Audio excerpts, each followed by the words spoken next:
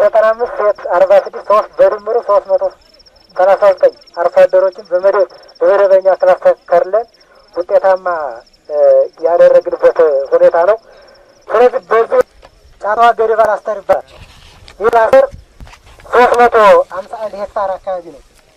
ይህንን ለአሰራር ያመች ዘንድ 1 ለ5 አደራጅተን እነዚህንም በተለይ ወንድ 890 ሴት ነው ያስተካክል ማለት ይህንን እንዳንድ ስራ ያደረግንበት ሁኔታ ነው። ከእርሳቸው ጉርሻ ያለው ማለት በዛ መንገድ ውሳ ድግ እንዲያዘጋጅበት ይህ የምታወቅ ክላስተር 4 ጊዜ በተደጋጋሚ ታርሷል። ስለዚህ የልማት ቡድኑ እየተገማገመ የመጀመሪያው ቀን 115 ጥንድ በሬ ጭምር ነው ያሰመርነው። ይህ 15 ጥንድ የዛን ሁለት የተሰረጠ የተዘራው። በሁለተኛው ቀን 105 በሶስተኛው ቀን 80 ጥንድ ተብሎ በአጠቃላይ 185 ጥንድ ነው ይህን የሰጡ። በዛ መንገድ ለዚህም የሚያስፈልግ ግብአት ማዳበሪያ 302 ተጠቀምነው። ወጥዋን ነው የሚጠቀሙ ምርጥ ዘር በተለይ ባለፈው ዓመት ከመዘግየቱ አንፃር በምን ብታገዝ የተሻለ ነገር ሊያመጥ ይችላል የሚለው እንግዲህ ከእናንተ እንጠብቃለን። በእኛ በኩል ያለው ይህን ምናልባት ሌላ ተጨማሪ አካባቢዎችን ማየት ይችላል። ለ021 ደግሞ የታጠጡ ነበሩ። ገራዋትን ይጨባር ገተናል ለማሳገባ ሌሎች አካባቢዎች ምናልባት ሲሄዱ እያያቻቸው ትሄዳላችሁ። ወደዚህም እጅግ በጣም በርካታ አካባቢዎች አሉ። ጤናችን እጅግ በጣም የሚገርም ለማየት የሚያሳሳ ለመንካትም የሚያንተን የሚያስፈልግ ጤፍ ነው ያለን። እንግዲህ ወግዲ እጅግ በጣም የሚታወቀው በማኛ ነጭ ጤፍ ነው። ጎብኝልን እያልን እንጋብዛቸዋለን። ተወሰነ እንደ ዞን ያለውን እንቅስቃሴ ትንሽ ገለጻ ላደርግላችሁ ነው ያስፈልጋችሁ። ያው በ2011 2012 የምርት ዘመን አጠቃላይ በዞን ደረጃ ወደ 12.2 ሚሊዮን ኩንታል ምርት እናመርታለን ብለን መሰረት አድርገን ስንሰራ የነበረው የመጀመሪያው ከስንዴ አኳያ ነው። ስንዴ ላይ እንደዚሁ በኮሚዲቲ አደራጅተን 16 ወረዳዎች ላይ እየሰራን ያለ ነው። ሁለተኛው በጤፍ ኮሚዲቲ የተለየ ወረዳ ደግሞ አንዱ ይሄ ወግዲ ወረዳ ነው ዛሬ ያለንበት። ሶስተኛው ማሽላ ነው። ምስራቅ ወረዳዎች አካባቢ 5 ወረዳዎች አሉ። በተመሳሳይ ቦለቄ ላይና ማሾ እንዲሁም ባቄላ ጨምረን ነው ርብርብ ስናደርግ የነበረው። ይህን ግብ ለማሳካት እንግዲህ በመጀመሪያ ፈጻሚን ማዘጋጀት ስራዎችን ስንሰራ ካቀርነው እቅድ ወደ 88% የሚሆነውን በክላስተር አቺቭ ለማድረግ ሞክረናል። አንዱ እንግዲህ ጤፍ ነው። አጠቃላይ ወደ 6531 ክላስተሮችን አደራጅተን ነው ስንሰራ የነበረው። ከዚህ ውስጥ እንግዲህ ጤፍ ወደ 90,024 ሄክታር ይሸፍናል ማለት ነው። ስንዴ ደግሞ ወደ 149,000 ይሸፍናል። አጠቃላይ የሰብሉን ፐርፎርማንስ እንደምናየው እንግዲህ በወግዲ ደረጃ ዛሬ በመስክ የምናየው ጤፍ ይሄን ይመስላል። ሌሎችም ክላስተሮች በተመሳሳይ የዚህ ተመሳሳይ ክላስተሮች አሉ። እንግዲህ ግቡን ለማሳካት በዞን ደረጃ ከፍተኛ የሆነ እንቅስቃሴ ሲደረግ ነው የነበረው። የአመራሩ የባለሙያው ታች የነበረው የቀበሌ ባለሙያና አርሶ አደር እንዲሁ ሰፊ ርብርብ ሲደረግ ቆይቶ ግብአት የማሟላት ምርጥ ዘር የማዘጋጀት ስራዎች ሲሰሩ ቆይተዋል። እንግዲህ ሌሎች ወረዳዎችም ወደዚህ ያመጣናችሁ ይህን ተሞክሮ ይዛችሁ ወደ የወረዳችን ሄደን ደግሞ በዛው ልክ የጤፍ ክላስተር ይሄንን ነው የሚመስለው። የስንዴ ክላስተሮቻችን ደግሞ ነገ ከነገ በስቲያ የምናያቸው ነው የሚሆነው። ወግዲ እንግዲህ አጠቃላይ በዚህ አመት የጤፍ ስራዋን በተደራጀ መንገድ የፈጸመች ወረዳ ናት ብለን ነው እኛ የሚወሰድነው። እንግዲህ ምናልባት የሚጠየቁ ጥያቄዎች ካሉ ከአርሶ አደሮች ከባለሙያዎች አንዳንድ ምሰሙ ካለ በአንድ እንረም እንላለን። በውድድር እካች መንደር ድረስ 1 ለ5 ህዝብ በማደራጀት ፕሮግራም ነርፎ በመንደር ድረስ በማውረድ የተሰራ ጤፏ ምሽለምኔ እንጀራው ለስላሳ ሰው አክባሪ ፍቅሩ የሚያሳሳ ሃይማኖት የለው ወግዲን የረሳ ብለናልና ከ11 ዓመት በፊት እንግዲህ ወግዲ ሳይሆን ለአማራ ክልል በሰብል ምርታማነቷ ኩራት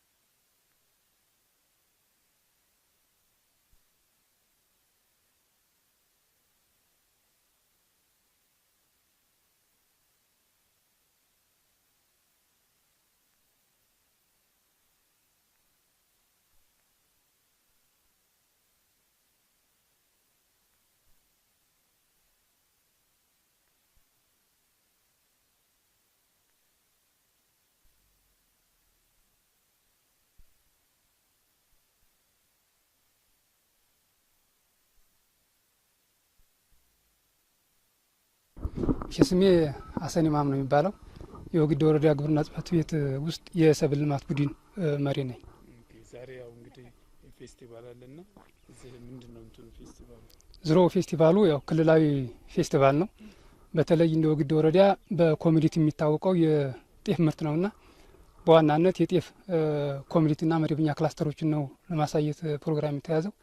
አሁን ይሄ ያለንበት 021 ቀበሌ ጫቀታ የጤፍ ኮሚዲቲ ክላስተር ነው። ይህ ክላስተር ስፋቱ 105 ሄክታር ነው። በዚህ በክላስተሩ ውስጥ የተሳተፉ አርሶ አደሮች ወንድ 218 ሴት 30 ድምር 248 አርሶ አደሮች የተሳተፉበት ክላስተር ነው።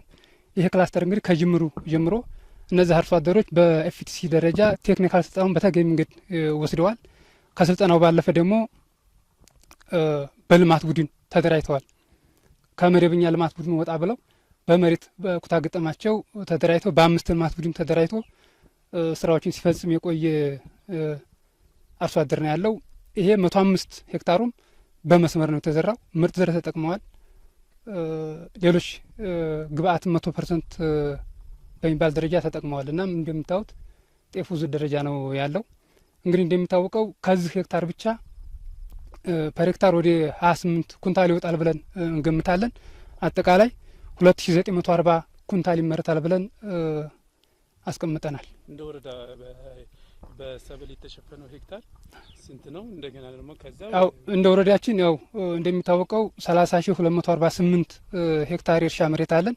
ከዚህ ውስጥ ብዙ ዋና ዋና ሰብሎች የምንላቸው ጤፍና ስንዴ፣ ማሽላ ናቸው። በዋናነት ጤፍ በዘንድሮ ዓመት 14160 ሄክታር በጤፍ ተሸፍኗል። በዚህ ጥቅል ምርታማነታችን በ28 ስናሰላ 398480 ኩንታል ይመረታል ብለን ግብ ጥለን ተነስተናል። አሁን ያለው የሰብል ቁመና ግቡን ሊያሳካ በሚችል መንገድ አለ ብለን ነው እያስብን ያለ ነው። 14000 በኩታ ገጠም ነው ወይስ 14160 ሄክታሩ በኮሞዲቲ ክላስተርና መደበኛ ክላስተር የሚባል አለ። በኮሞዲቲ ክላስተር 9200 ሄክታር አለን። በሌላ ሰብል ያልተቀላቀለ ማዳበሪያ የተጠቀሙበት ምርጥ ዘር የተጠቀሙበት የተሻሻሉ አሰራሮች 100% ያረፉበት ክላስተር ነው። ከዚህ ባለፈ መደበኛ ክላስተር የምንላቸው አሉ። መደበኛ ክላስተራችን ያው ጤፍ ላይ 4960 ሄክታር አለን። ይህ 4960 ሄክታሩ 100% በመስመር ሳይሆን በውስጥ በተወሰነ ብተና የተቀላቀለበት ሊሆን ይችላል። ይሄኛው ግን 9200 ሄክታሩ ምንም አይነት መቀላቀል የለበት 100% መስመር የተዘራበት አዳዲስ አሰራሮች መሬት ያረፉበት ነው እና ሁሉም ሰብሎቻችን ጤፍ በኩታ ገጠም ነው እንትን የተባሉ ልዩነታቸው ኮሞዲቲና መደበኛ በሚባል የተቀመጠ ነው። መልካም። ከዚህ በፊት የነበረው ልዩነት አሁን ምን ይመስላል? የአርሶ አደሩ አመለካከት ሳይሆን ኩታ ገጠሙንና ይሄን ክላስተር አጠቃቀሙን በተመለከተ ግንዛቤው ምን ይመስላል?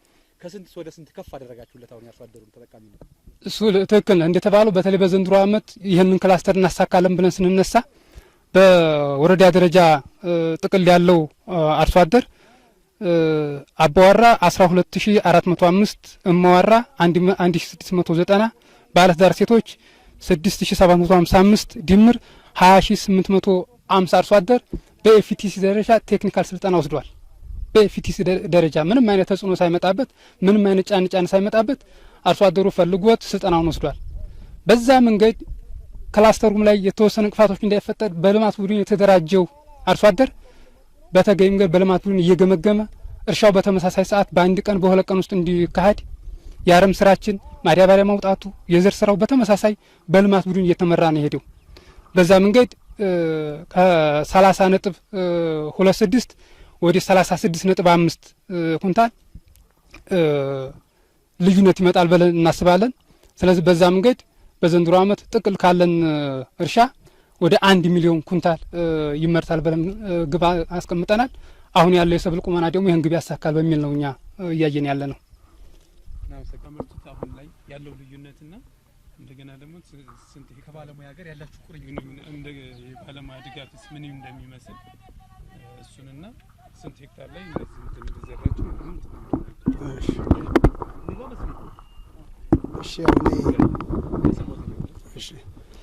ያው እኔ አህመድ መኮንን እባላለሁ። በ021 ቀበሌ በዚህ በጫዕታ ክላስተር ውስጥ የሚገኝ አርሶ አደር ነኝ።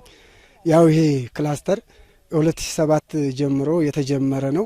ከ2007 ጀምሮ እስካሁን ድረስ ያው አርሶ አደሩ ጠቀሜታውንና ሁኔታውን በመረዳት ያው ክላስተሩ እየሰፋ ነው የሄደው። ፊት 48 ሄክታር ነበረ፣ አሁን ወደ 105 ሄክታር የደረሰበት ደረጃ ነው ያለው። አንደኛ ይህን ክላስተር ለማስፋት የተፈለገው ባለሙያው ከልማት ቡድኑ ከአመራሩና ከአርሶ አደሩ ጋር በመሆን ያው በመወያየትና ያለውን ጠቀሜታ በመረዳት በመግባባት የተሰራ ስራ ነው። አርሶ አደሩ አሁን አምኖበት ክላስተሩን እያሰፋ ነው ያለው። ከዚህም በመነሳት ያው ለዚህ ክላስተር አርሶ አደሩ ፈቃደኛ በመሆን ያው የተሰጠውን የባለሙያ ድጋፍና ክትትል ትምህርት በመከተል ያው በመስመር በመዝራት ግብአት በመጠቀም እርሻን ደጋግሞ በማረስ አረምን በማረም ሁሉንም የተሟላ ግብአት በመስራቱ አርሶ አደሩ ያው እስካሁን የነበረው 2009 ለ2010 የነበረ የምርት ዘመን ከ22 ወደ 25 ኩንታል ከሄክታር እናሳድጋለን የሚል ነበረን። አሁን በዘንድሮ ደግሞ 2011 ለ2012 የምርት ዘመን ከ25 ወደ 28 ኩንታል እናሳድጋለን የሚል ነው ያለው። ያው ሰብሉም እንደምታውቁ ቁመናው ወደ ላይም ወደ ታችም በጣም ጥሩ ነው። አንደኛ እና በዚህ ይህን የምርት ጭማሬ አመጥቶልናል። የባለሙያ ግዳፍና ክትትል በጣም ጥሩ ነው። አርሶ አደሩም ተቀብሎታል። ሌላኛው ደግሞ ሁለተኛ ጠቀሜታው ያው በእርሻም ወቅት ተራገጥ አይሆንም። አንዱ መስከረም ሲያርስ ስንዴና ጤፍ ከተዘራ ሲረጋገጥ አርሶ አደሩ ይጣላ ነበረ። አሁን ግን መደዳውን አንድ አይነት ሰብል በመሆኑ የ2 ቀንና የ3 ቀን የ1 ቀን ልዩነት ነው እንጂ እርሻ ያለው ከዛ ውጭ አርሶ አደሩ ባደረጃጀት በ1 ቀንና በ2 ቀን የሚዘራበት ሰዓት ነው ያለው። በተራገጡም በኩል ጥሩ ጥቅም አለው። ከዛም ባለፈ ምርት ስብሰባ በሚደርስበት ጊዜ ተባይም ቢሆን አንድ አይነት ሰብል ስለሆነ ተባው አንድ አይነት ስለሆነ ምንም ጉዳት አያመጣም። ምንም ጤፍ እንኳ ተባይ ባይኖረውም በአካባቢያችን በዛም አለ። ሁለተኛ በምርት ስብሰባም ወቅት አንድ ጊዜ ስለሚሰበሰብ ከብትና ሌላም በቁረን ላይ እየገባ የሚገባ ስለሌለ ለምርት ስብሰባውም ጥሩ ስለሆነ እና ክላስተራችን እዚህ ደረጃ ላይ ነው ያለው እና ጥሩ ነው ለማለት ፈልጌ ነው። ወደ እርስዎ እንምጣና እርስዎ አሁን ምን ያህል ሄክታር አለዎት? ምን ያህል ኩንታል ነው የሚጠብቁት? ምን አይነት እንቅስቃሴ ሲያደርጉ ነበር? እኔ ያው የባለሙያ ምክር ከተጀመረ ጊዜ ጀምሬ እዚህ ክላስተር ውስጥ ነው ያለሁት። በአንድ አመት ጤፍ ይዘራል፣ በአመቱ ደግሞ ስንዴ ይዘራል። ስለዚህ ያንን በመከታተል እየሰራሁ ነው ያለሁት። እዚህ ውስጥ የሩብ ሄክታር ነው ያለኝ 4 ገመድ ማለት ነው እና ከዚህ ከ4 ገመድ ውስጥ ያለችው ሌላው መሬቴ ከክላስተሩ ውጭ ያለ ነው። ያንንም በቴክኖሎጂና በግብአት ነው የምጠቀመው። እዚህ ውስጥ ያለውን ግን ከባለሙያዎች ጋር ክላስተሩን በመመሳሰል ያው ሂሳቡ በዛው ስይ ነው የሚወጣው። በዛ እያገኘሁና እየሰራሁ ነው ያለሁት።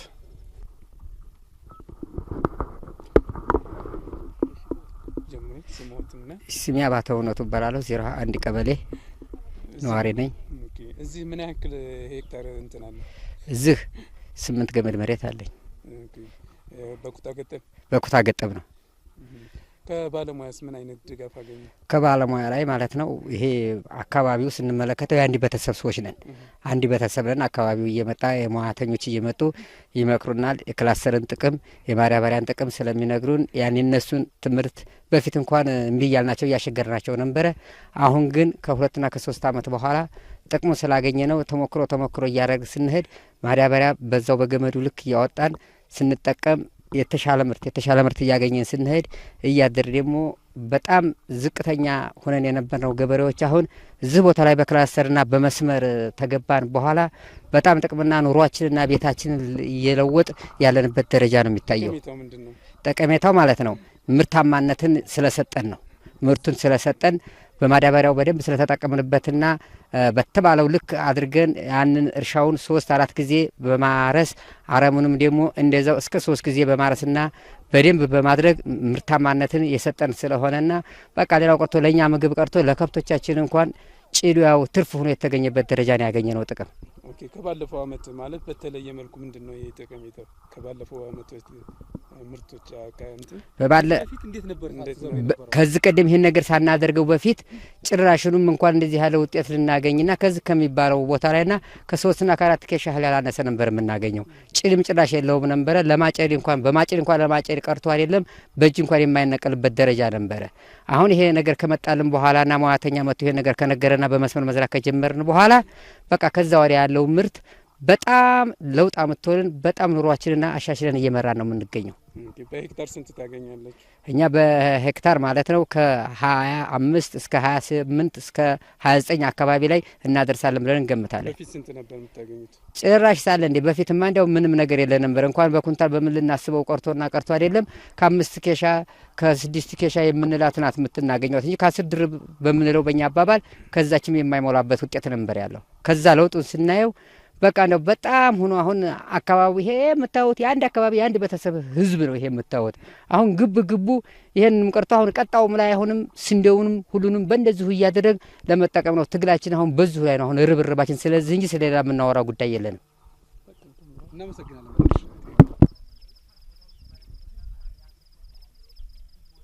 እንዲመስል እናገራለች ቀብረው ሌላ ባለሙያ ትይዛላችሁ? አንድ አርሶ አደር ካገኘ ነው እንጂ በቃ ግን እኮ አርሶ አደር በዛ ደግሞ ሌላ ካበለ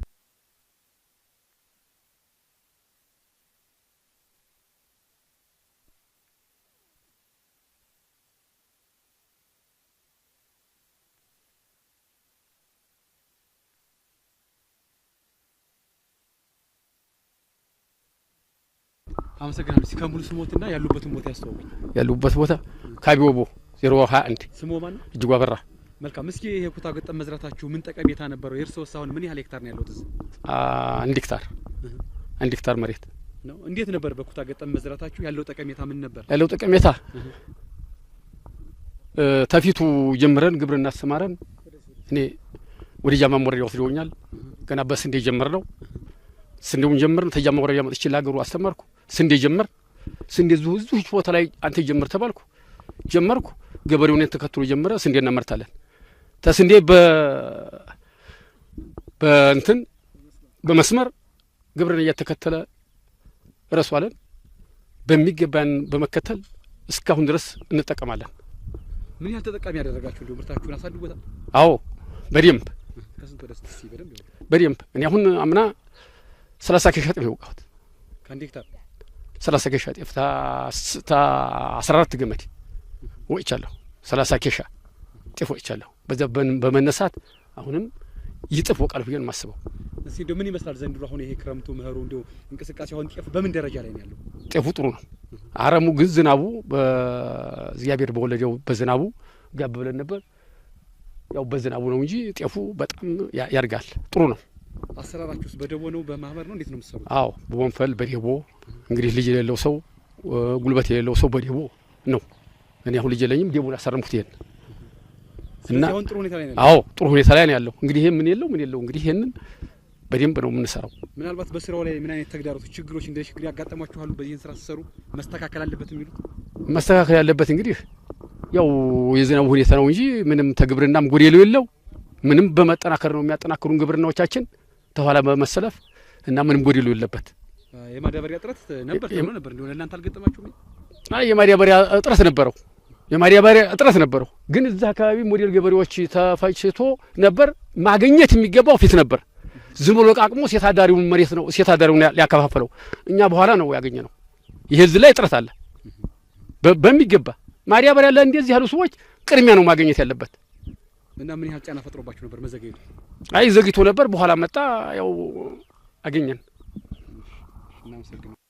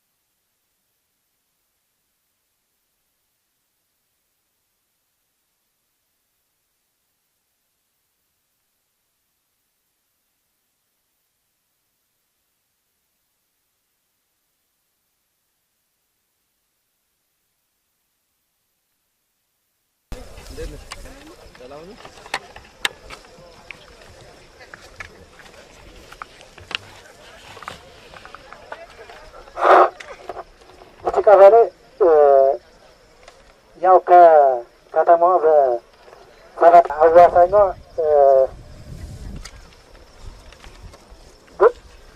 በ161 የተደራጀ የልማት ቡድን ያላት ቀበሌ ናት። ይቺ